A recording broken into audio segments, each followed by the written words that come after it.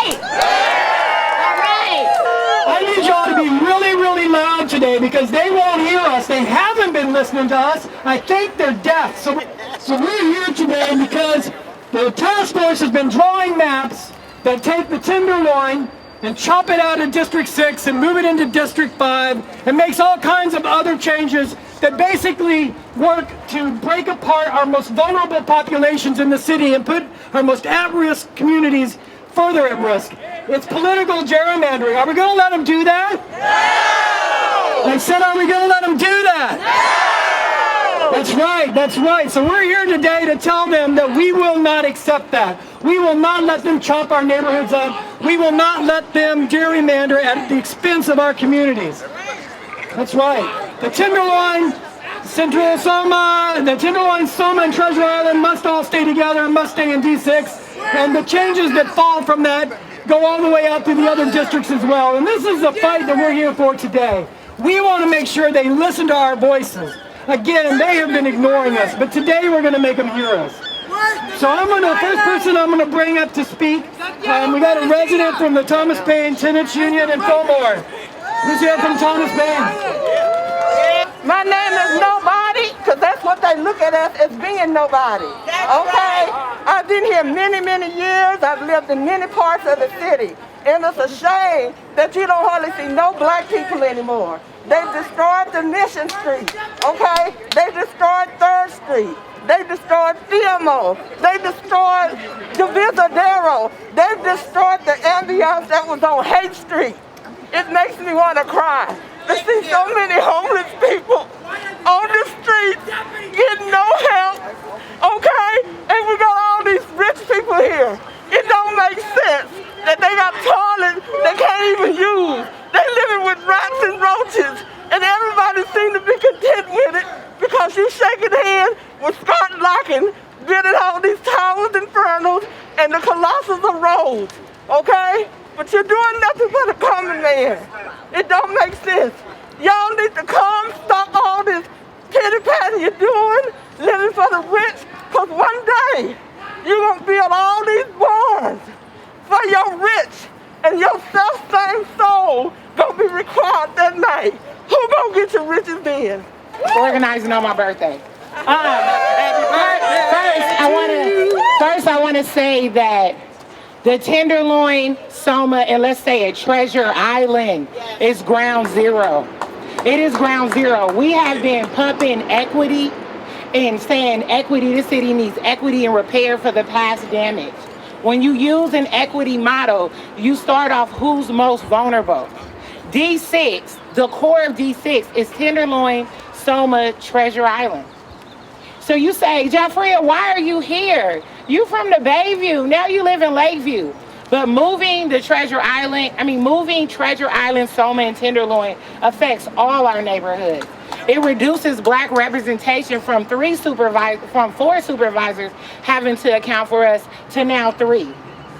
The Tenderloin issues are far greater than race. That's right. This is our Selma, Alabama. This is our voting rights. When we look on the news and we see people in Atlanta standing in hours for one precinct, that's what gerrymandering is. Potrero Hill, San Francisco has about 75 billionaires. The relationship Potrero Hill, low-income community and wealthy community has fostered dates back to Enola Maxwell, 30 years of work. Bayview, the blacks of Bayview, we say we must have Potrero Hill. Do you know how long it takes us to cultivate that relationship? To leave, we want Potrero Hill entirety. Don't say, oh, we give you the project. Because that is not equity. If we say we want the whole Potrero Hill and all Hope SF projects, that's what we want. But if you move the Tenderloin, all type of stuff happens. It all becomes jumbled. Us in D11, we said we want Ocean Corridor back. We spent our money on Ocean Corridor. We should have spaces there. We don't want to be in 7. We was just in here arguing saying we don't look like St. Francis Woods. So the reality is this is for all of us. We are greater than that. I done talked to people from the Haight-Ashbury. I said, hi, girl from the Bayview, all in the Haight-Ashbury. Okay, but I've talked to so many people because map 4D, David, it has some tweaks we need to do, like bringing Treasure Island back, bringing the elementary school back.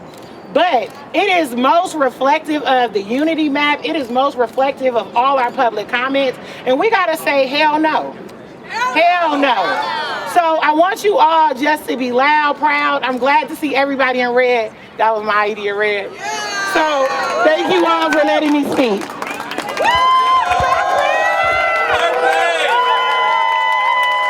The next speaker is, I don't know. Emily? Here comes Joe. Okay, Joe, you were supposed to be ready for... Hi, my name is Cheryl Thornton. I'm here in the beautiful city of San Francisco. Today we're here at City Hall regarding redistricting. And as a grassroots effort and a resident of District 10, I, myself, with other people in the community, have been holding mapping sessions, informational sessions about the redistricting process. So now redistricting, that's been going on for 6 months or so, is now coming to a close. They're going to vote on a final map April 15th.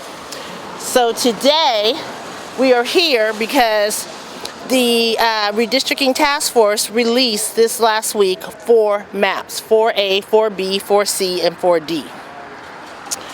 So people are here to vote on the map. The task force is going to vote on the map, and the public is going to give input. What's at stake? District 6 is overgrown by 30,000 people. District 10 is overgrown by 6,000 people. So there has to be some spreading out and evening of the population throughout the districts. So that's why this process is occurring, and it occurs every 10 years after the census. But as you can see across the street, well, Steve can turn the camera. Yes, there's lots of people lining up from D6 because they're upset. They don't want their voice diluted in representation at the voter box. So there's going to be a lot of protesting here today. What does the labor have to do with this? Well, labor has everything to do with this because this is about privatization, okay, of public services, in the sense that the people who are here, the people who are going to be adversely probably impacted by this are the people, the working class people, the people of color, black people. This San Francisco suffers from systemic racism, as we know. It's been a long-standing practice. Just read the information that happened in redevelopment, and then forward. I mean, redlining. Yesterday, there was a young man murdered on 3rd Street, 3rd and Paloux. It's normalized. How can that be? We're supposed to be, San Francisco, the city of the saints? What happened? A sanctuary city? What happened? It's not a sanctuary for people that look like me. So who's behind this redistricting that would affect working people, blacks, minorities? The rich. They want San Francisco to build more housing, and they're pushing us out, the gentrification. And you can see it in the numbers. And actually, black people are the only large ethnic group that went down from 20% down to less than 5% in 30 years. How does that happen unless there's something systemic going on? It's happening in the board and the school of the Department of Education. It's happening in the health department. It's happening in the PUC. It's happening in all the departments. What should the labor movement do about it? Is the Labor Council spoken out, the leader? That they should gather up all their members and allies, and we need to hit the streets and start protesting. This is not right, you know? But everybody is like, it just seems like it's acceptable now, it's the norm, but it's not normal. It's not normal to have what's happening. So this redistricting that's going on in the South to exclude people, to take away votes, you're saying it's something similar is going on in San Francisco? Oh yeah, for sure it's gerrymandering. And what they do is they develop the poorer neighborhoods, and then they have to move out. And so when they develop the neighborhoods with the new housing, the existing residents can't afford to, or for some reason can't get into that housing. So they bring new people here, higher income. and the price keeps rising, and then they're forced out, they're gentrified out. And this house flipping, there are companies who want to buy houses of working people, all this money going in. It seems like there's a lot of speculation going on to take homes of working people and turn them into rental units or for speculators. It is, but it's also about ethnic cleansing of a city. And people really need to think about that, because it's, the almighty dollar, I guess it's capitalism. It's systemic racism going on here. When I came to San Francisco as a young child, I remember seeing the commercial with Doris Day, San Francisco, the Rice-A-Roni treat. And I thought I was coming to a city that would treat me fairly. It didn't. So, this redistricting process here today, it's about the people's voice being heard, so voices are not diluted at the voter box. This is what it means for communities of color to stand up and to speak out. Across this country, we have seen a consistent, deliberate effort to silence the voices of communities of color. We are saying no more. Not today, not in our community. These are warriors here. We know that each of us are beneficiaries of struggles in our history, of shared culture, of shared victories. We know that when we stand together, when we speak up together, when we fight together, we can win together. So it is with pride that we are here today. We know that this is serious. We know that this is an opportunity that we can't afford to let by. We also know that the struggle continues tomorrow, right? This is not over. This is not the end. And we are each blessed and privileged to know in our own history those people who have fought for us, those people who have stood up for us, those people who have spoken out for us when we couldn't find our own voice. This is how we repay that legacy. We say we are standing up for each other. We are linking arms with each other. We are standing together to fight together and win together. Yes. So thank you for all that you do today, tomorrow, and as this struggle continues. We also know that this is a fight that we can't afford to lose, because our children are watching. Our children depend on us. Our young people are looking at us and wondering, what did we do when this was happening? So this is our answer. We stood up, we fought back. Yes.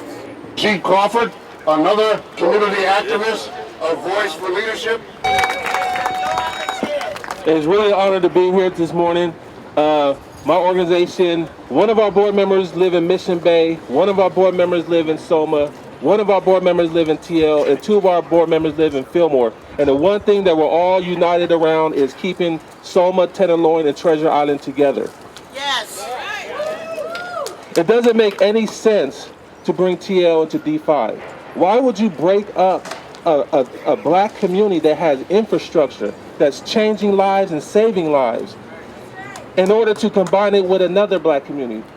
It doesn't make any sense. D5, as it is now, it doesn't need to grow. As it is now, it elected a black supervisor for 2 consecutively, who became the mayor, and this mayor has invested more in the black community than I have seen in my life.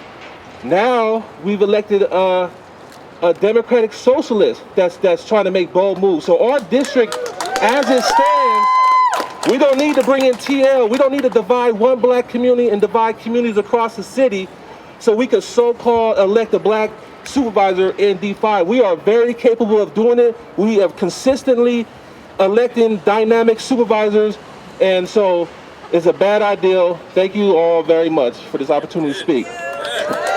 David Campos, candidate for State Assembly. We're here, a group of communities from all parts of the city to protest the proposed maps that have been presented for the redistricting we know that this committee has a very tough job, and we're hoping that they're going to listen to what community has to say here today, because a lot of communities are being divided in how these maps are being proposed. LGBTQ community, the API community, the transgender community, and we hope that this committee listens to these concerns because the existing maps that are being proposed don't really represent the interests of everyone involved, and I hope that we can get to that place. I think this is part of gentrification of San Francisco. What's going on? What's going on politically? Well, I think that many of the communities that are here, people feel that they're being pushed out and that their voices are being devalued and how this is being presented, being handled. And I know that's not the intent of the committee members, so I hope that they listen to what the communities that are here have to say, and that there are changes, significant changes made to the maps. And there's an issue of, another issue is privatization, the tolls on Treasure Island. What's your view about Treasure Island and the tolls and basically making it a place for rich people who... Well, I think imposing a toll in Treasure Island in the middle of a pandemic is tone deaf, and it's wrong, and I'm completely against it, and I think it's the wrong move, and it really shows a disconnect with what's happening on the ground in that community. It's not fair to that community for people to have to pay to come in and out of their home. It just doesn't make any sense. Isn't it a city-controlled facility? Why would they start having tolls in city-owned property? Yeah, well, I think in some respects, there was a sweetheart deal given to the developers as opposed to protecting the interest of the community. And the health and safety issues at Hunters Point, Shipyard, and Treasure Island, are you concerned that, first of all, they're building it on a radioactive contaminated dump site? Second of all, black-brown community on those sites have been, had health problems, systemic health problems? Well, it's a very real issue, and I think that we need to get to the bottom of what's happening there, and we need to clean it up before anything is built. Well, they're spending billions of dollars for condos, more condos. Exactly, more luxury condos. I'm Doug Comstock. And what's going on? Don't chop the hate. What's behind this effort to divide up the district? They're trying to chop the hate among 5 districts, and that's just not right. We don't belong with Richmond. We don't belong with the Castro. We don't belong with anything but where we are. Who's behind this? What's behind it? Oh, just give me one guess. Room 200 up there. She's got her blinds drawn today, I see. And who is she representing? She represents herself and her own ambitions. And how would it hurt hate to chop it up in the districts? Well, we've been together for so long. We have all these relationships with each other. When we're in District 2, I mean, we're not Pacific Heights. We're not Seacliff. We're not the Richmond. It's moving me to tears. My name is Hillary Brown. I live in District 5, a former employee of SF General, aka Zuckerberg. I'm here to speak because I live in District 5, and I was doing committee work in the Tenderloin for the past 4 years. And I found out they might separate that because they have a strong coalition with the Selma, Treasure Island, as well as Tenderloin, a strong coalition with the residents, all the 3 neighborhoods. And I want to make sure they all stay together, even though I'm a District 5 resident. How would it hurt the district if it was divided up? Huh? How would it hurt you in the district if it was divided up? Actually, I feel pissed off because I was the ally for District 6, specifically the Tenderloin, and I felt they had strong collision with the Selma as well as Treasure Island residents. They had strong collision with the organizations, and I would do something to keep them all together. Even though I'm a District 5 resident, but I'm a strong ally of District 6 specifically. Do you think it has to do anything with racism? Oh, hell yeah, because I live in the Fillmore. I grew up in the Fillmore in the 80s and 90s specifically. I know not too many black people live in the Fillmore. They are scattered in Tenderloin, they went at the East Bay, and now a lot of them are out of the state of California. So, gentrification. Yeah, exactly. Gentrification. I learned that it's no longer considered a hood, the Fillmore. It was considered a hood back in the 80s, 90s when I grew up, but it's not considered the hood now. Ironically, I'm the same age as the mayor. We grew up in the same neighborhood. Thank you. My name is Hillary Brown, Hillary Brown. You're a former member of SEIU. You remember SEIU 1021? Yeah, actually, officially my last day was yesterday to be a union member, but I was a union member for 2 years before I was forced out of SF General. What happened there? Huh? SF General. Well, actually, what it was is, it's just that co-workers didn't like the fact that I was correcting my pronoun at SF General. So what they did, correcting nurses there, maybe some doctors as well, but they, as an employee had the wrong pronoun. So what they did was they put me in a very difficult job. They had a document for 4 consecutive weeks, and they had everything documented, and that's why they had a way to force me out. So they drove you out of the Yes. job? Yeah, there's not too many trans people, unfortunately, that work at the city of San Francisco, maybe less than 1%. So that's another example of harassment and discrimination. Exactly. Yeah, I'm glad I have a voice about that. Okay, thank you. Introduce yourself. Ross Merkarimi, former Supervisor, District 5. And so what's going on here that brought you out here today? Well, I brought my son to recognize what it means for San Francisco activism to speak up and out when they see the kind of wrongdoing that is occurring before us, and that is what I think is kind of an artificial gerrymandering of supervisorial districts. This is a problem nationwide, often partisan between Democrats and Republicans, but there is I think, a true distillation of that same tussle even in democratically controlled cities like San Francisco. And when you look at the voting calculus that is now on the chopping table for reconsideration of district boundaries in San Francisco, what they're doing is subverting, I think, the very ethnic, economic, and racial diversity that has made so many districts what they are, fantastic. And I feel like they're doing it for the wrong reasons. So I say, what are those reasons? Well, I think it goes to the larger designs of how one mutes districts like District 5, for example, who has been historically progressive. And pendulums swing both ways, and that's cool with politics. But in this regard, to change those boundaries to mute the voice of a district that represents such incredible diversity and inclusion, I think is a motivating reason why I'm here, and I brought my child here to witness this. I want to bring up Kim Paglione from the San Francisco Labor Council. This is what San Francisco looks like, and we need to fight to keep our working families together, whether they're in the Tenderloin or the Richmond or Haight-Ashbury. What this committee has been doing is illegal and outrageous. Yes, it is completely illegal on some of the things that they have said and done. The Labor Council stands by all of our communities because our members are in every community across the city. And they have been talking about how ridiculous this committee is. If this committee expects to divide our communities, they're going to have a big fight on their hands. Labor will stand with all of our communities and make sure that this is being done the right way. When I say no, you say gerrymandering. No! Hi, I'm Tess Wellborn with the Haight-Ashbury Neighborhood Council, D5. And what's going on here today?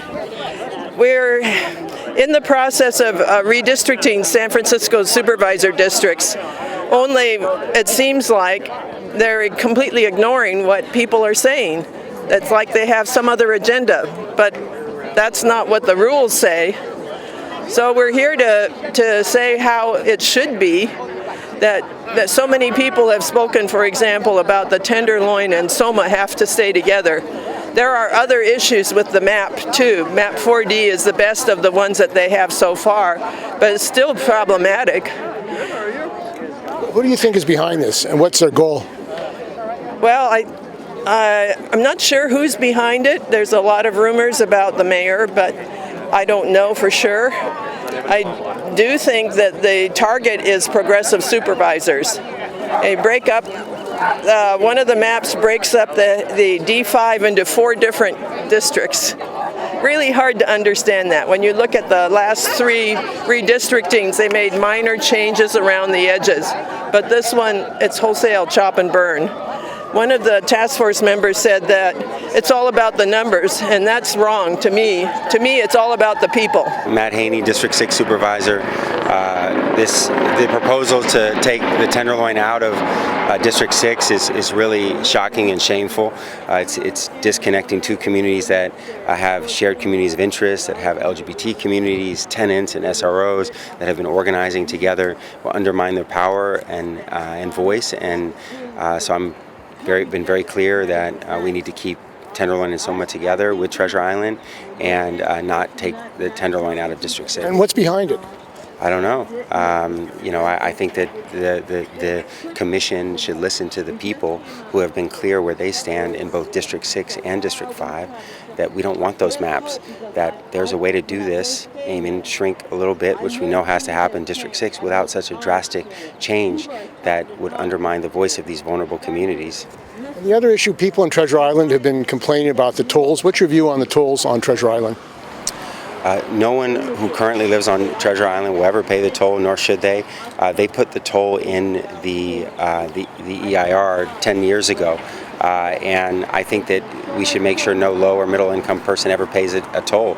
And so we've sent it back to further review. And I think 10 years from now, if there's a lot of people who live on the island, they may need some way to manage congestion, but it has to be done with equity and not ever fall on the low and middle income residents of the island. And it's a radioactive, they've had some radioactive problems. People have sick. You had a hearing where residents came who had been ill. There have been cover-ups, whistleblowers spoke. You think they should be building condos on a radioactive island like that? I think they have to do every due diligence to make sure that the areas where they're building have been cleared, have been studied appropriately with appropriate levels of oversight. That's something that I'll continue to do, whether I'm here or representing Treasure Island, or if I'm at the state level. A lot of the oversight of the land is from the state level. You think it's been done, the oversight? It's continuing. It's continuing to be done, and the cleaning is continuing to be done. My name is Bradley Wiedmeyer. We need to fight this attack on the working class in San Francisco. I mean, it's such an obvious, it's not just gentrification gerrymandering, it's a GOP style gerrymandering. Chopping up the hate into 4 districts is just exactly what the Republicans have done in Kansas City, in Salt Lake City, in Cincinnati, in Nashville, to completely take representation away from those urban areas and assign them to the outlying conservative and backward and reactionary rest of the states in those 4 states. And this is what exactly the wing of the Democratic Party. But it's the whole problem is the Democratic Party. We need a party that's not run by the real estate and corporate whoring interests that the Republican Party represents right now. And we need to stand up and stop this, because this is the kind of attack on the republic that the Republicans are leading, and for the Democratic Party of San Francisco to be backing this outrage shows perhaps the real nature of that party and why we need a new Labor Party for working people. We can win.